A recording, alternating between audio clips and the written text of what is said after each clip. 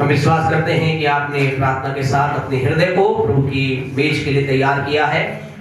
परमेश्वर का वचन प्रभु की मेज के बारे में, प्रभु भोज के बारे में, होली कम्युनियन के बारे में, परमेश्वर मसीह की देह, उसकी लहू के बारे में बहुत सी बातों को बोलती है। उन बातों को हम ध्यान से सुने।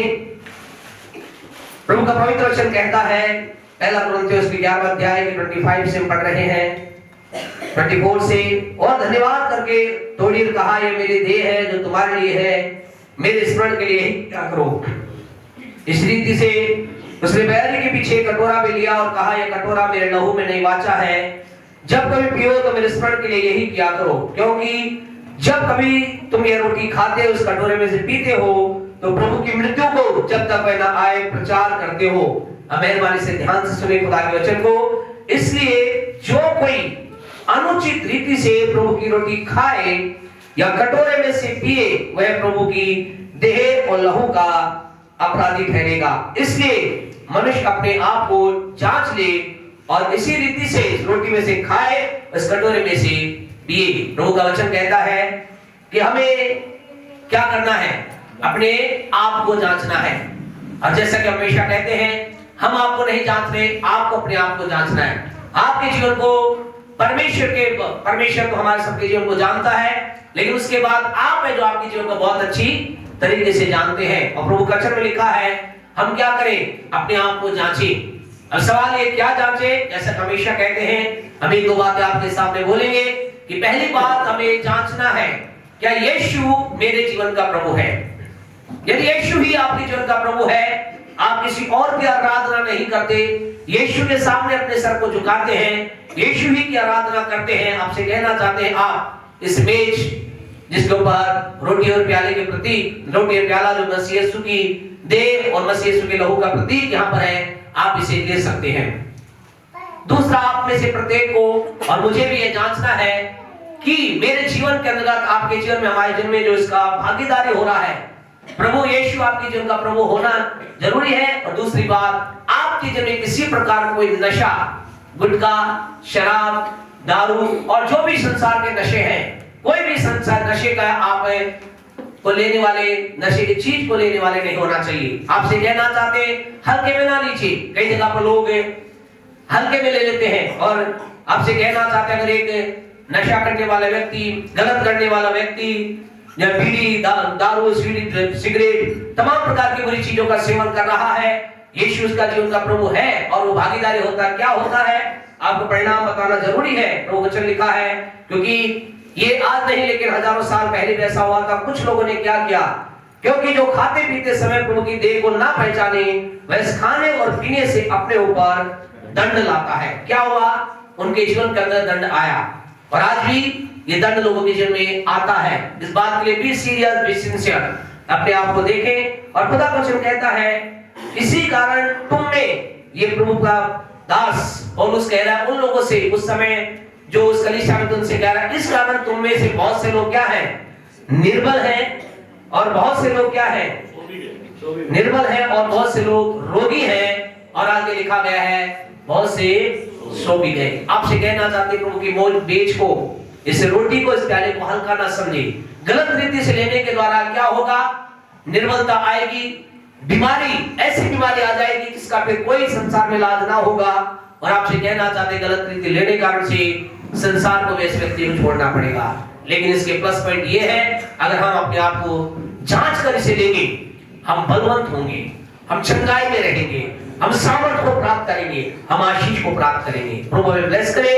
और तीसरी इंपॉर्टेंट बात ये कि प्रभु यीशु मसीह के वचन के अनुसार यीशु ने कहा, जो कोई विश्वास करे और बपतिस्मा ले, अर्थात आपसे कहना चाहते हैं, आपने पिता, पुत्र, पवित्र आत्मा के नाम से जल का बपतिस्मा लिया है या लेने के लिए अपने आप को तैयार कर रहे हैं, इस बात पर विश्वास करते हैं, आपसे कहें, आप इसकी भागीदारी हो सकते हैं। इसका कोई महत्व नहीं कि आपकी भाषा क्या है, आप कौन से पृष्ठभूमि से आए हैं, कहां किस रीति से आप परमेश्वर को महिमा देते हैं। लेकिन इंपॉर्टेंट है, यीशु आपके जीवन का प्रभु, नशा नहीं होना चाहिए, और पिता, पुत्र, पवित्र आत्मा के नाम से जल के बपतिस्मे की शिक्षा विश्वास करना और उसे ग्रहण करने के लिए अगर आप तैयार हैं और ऐसा किया है, आप इसकी भागीदारी हो सकते हैं। आइए मेहरबानी से अपने स्थानों पर खड़े हो जाएं। जब गीत गाया जाता है, गीत के दौरान पहले बहनें आए, उसके पश्चात भाई लोग आए। बच्चों को वैसे अलाउ नहीं है, और आप रोटी और प्याले को लेकर अपने स्थान पर खड़े हो जाएं। एक साथ हम इसको लेकर प्रभु की महिमा करेंगे। जब गीत यहाँ गाए जाते हैं, गीत के दौरान अपने हृदय को तैयार करें, अपने मनों को तैयार करें। Thank you Jesus. बहनें आए और उसके पश्चात भाई लोग आए। इंतजार ना करें, जो लोग तैयार हैं मेहरबानी से आए, तरीके से आए, लाइन से आए। जहाँ से आप चालू कर रहे हैं उसी लाइन के अंदर आए, ताकि आपको किसी प्रकार का कष्ट ना हो और ये विधि हम आदर के साथ निभा सकें। Thank you.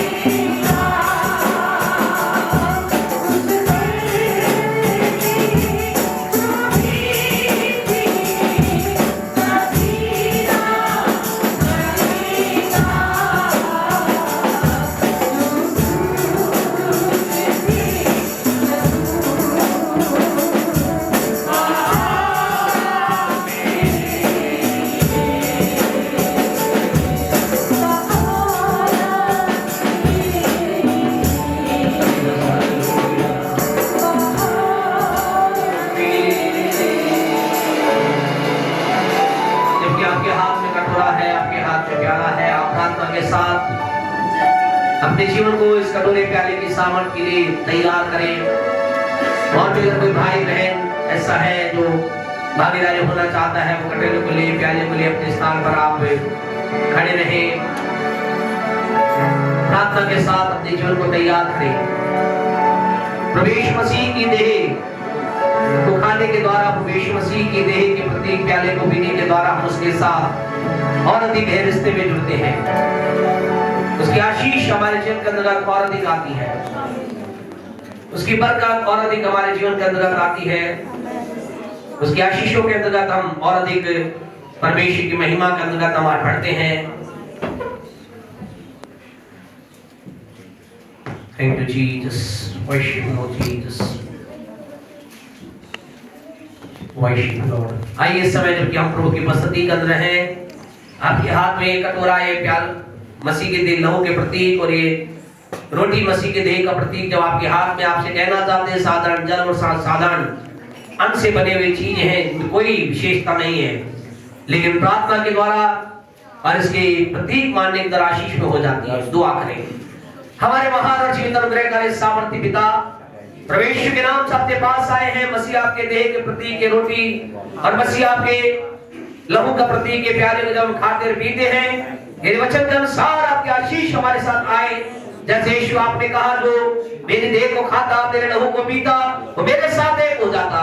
आज प्रभु यीशु राजा आपके साथ इस चीजों को लेकर खाने पीने के द्वारा हम और भी आपके साथ गहरे रिश्ते में होने पाए। दुआ करते हैं लोगों के लिए जो अभी इसके भागीदार ना हो पाए, पुराने वाले दिनों में हमारे वो भाई, हमारे वो बहन, आपके वो बेटे, आपकी बेटियां अपने जीवन को तैयार करें, ताकि वो भी इसके हिस्सेदार होकर आपके साथ जुड़कर आप महिमा कारण करें। हमारे इससे मेज के इस भोजन पर तेरी आशीष को ग्रहण करते हुए प्रार्थना को यीशु के नाम से मांगते हैं, आमीन। आइए मिलकर रोटी खाएं, प्याले को पिए, प्रभु की महिमा करें।